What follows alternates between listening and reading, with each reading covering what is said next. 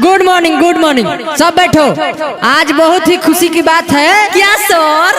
आज से स्कूल का छुट्टी है। कौची का सर? अरे कल होली मिलन समारोह है, तो एक दूसरे के गाल में सब रंग लगाओ।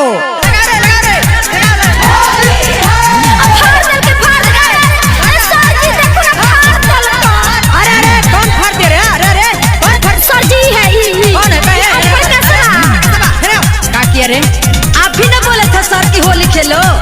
फराकवा काहे फाड़ देले हो? लेके अबीर छोरा बने ना बा 1600 के कपड़ा कल के खराब मन तो करे थे मुड़िया उठ दिए। लेके अबीर छोरा बने ना बा 1600 के कपड़ा कल के खराब। आ देखिए सर जी कोना में हमको चपले था। नहीं सर, ये डलवाई थी तब ना हम डाले थे। अरे ते फिर बिगड़ गया रे।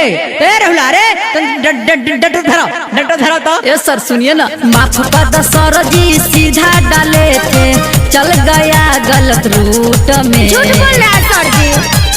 हम तो लगाए थे गलिया पर लेकिन चूकर चल गया सूट में।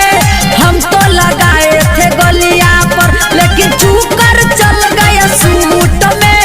हम तो लगाए थे गलिया पर सारा कपड़ा नाच दिया। अरे बुरा न माना, होली है। कुकुर बन के मिक्स बाय दीपक दिलकश।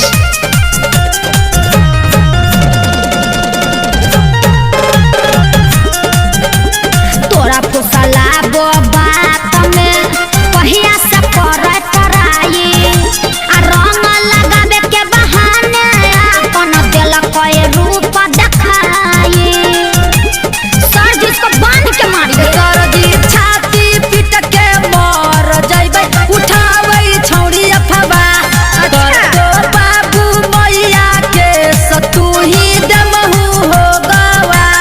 ए सर ज्यादा मारिएगा तो फांसी खा लेंगे, जोहर लगा लेंगे। अरे जो ना मर जो, सर जी बहुत लखेरा है ये। हम समझ रहे हैं। आपको उलझाती है बतिया, बोली सच झूठ में। हाँ तू बहुत सच बोला ही। हम तो लगाए थे गोलियां पर लेकिन चूके घुस गया सूट में।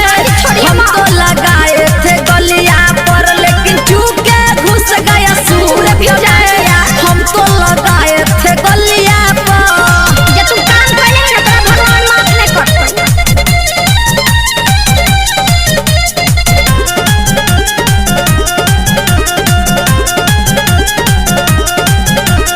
दहिया हमर चुलचुलाया लागे रंग में कुछ मिलावट। कुत्ता के नगरी न सोझा हो कई सही में कहल है कहावत। सर जी हम कुत्ता नहीं है, हमको पोछ कहाँ है। लगल कई सुगाना दीपक तो एकरा मिललई बड़ा सुख। डालली ओम पर का सकेला तो छौड़ी गेलई काहे रूठ। आई सर सब करती तो चमत्कार, हम कर देली तो बलात्कार। देखिए सर जी कितना गुंडा गुंडा बात कर रहा है, गुंडा कही का।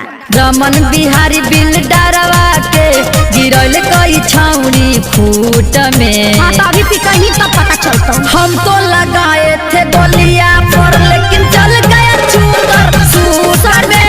हम तो लगाए थे गोलिया पर लेकिन चल गया चूकर सूट में। हम तो लगाए थे गोलिया पर। जोरे करियो ठाबो तो सुधर जो।